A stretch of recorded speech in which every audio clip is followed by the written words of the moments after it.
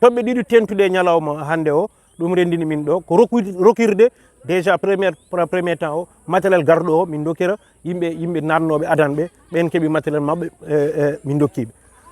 Deuxième o matériel goɗɗo ne ɗo pour yimɓe wonɓe maaro remoɓe maaro rewɓe maaro ene waɗi kit matériel mo ngannduɗaa kamɓene soɓe nanni dossier maɓɓe soɓe jaawi nannude dossier maɓɓe mamin mbat feere kamɓene ɓe keɓa matériel o so yimɓeɓe ɓallima ɗo e animateur uji ɗi mamin kalɗo matériel fof koɓe poti heɓde no jarata comme ça ɓe ƴeewa noɓe natira heen ɓeɗo mi yi nokku goɗɗo diwanuji goɗɗi ɓe ɓami charrette aji ɓe ɓami motoculteur ne projet aɗa wawi sodde motoculteur aɗa wawi sodde pour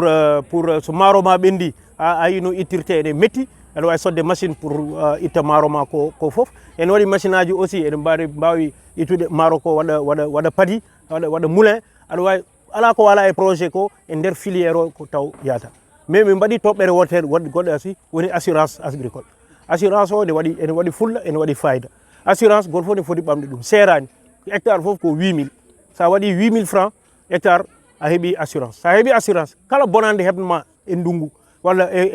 walla yoori yorde naati bon an assurance o ne watma remboursé ɗo en nam joni Goudiry ko expert na jooɗoni ɗo assurance so banggal aussi élevage ene assurance o ne jooɗi ɗo soko banggal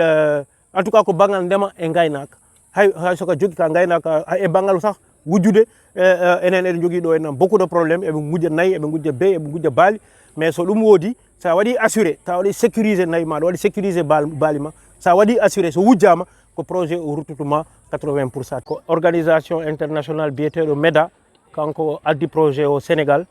e omo yaadi organisation de recherche biyeteɗo CIAT baɗɗo financé o noon ko gouvernement Canada à travers l'AMC AMC woni bailleur o mo ngannduɗaa kanko ɗoftata min e nder oɗo projet maintenant projet noon ardi pour que sukaaɓe e rewɓe sukaaɓe jeune taw ko 18 34 ans rewɓe noon ko gila 18 ans tan haa fawi dow projet o kay min jiimu tan jii heen koye amen ko weltade e ɓamtade par ce que sa ala moyen a ala doole no liggoriɗa projet Meda ari ene walla min moyeji formation ngaji e liggoyaji nomin liggoro nomin dañiri heen ɗum ko hollude amen tan weltare amen e dow projet o ndemowo so hokkama awdi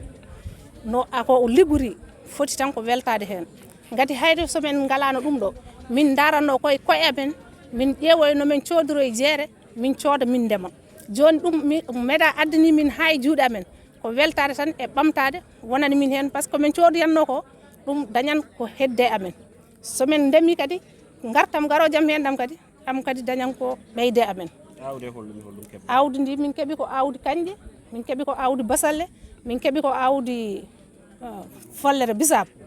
e min keeɓi ko recevoir min keeɓi ko engrais mo ala posone ko ndema cellu ko nduumika minen min ndemata ko engrais mo ala posone ko ɗum on engrais woni moɓe gaddani min komin cohli ko no heewi gati sa soli feggere waɗe maayo nde heewata maayo ngo ɗum ɗo waye amen comme no noon ni komin cohli financement amin cohli waɗanede grillage uji tomin ndemi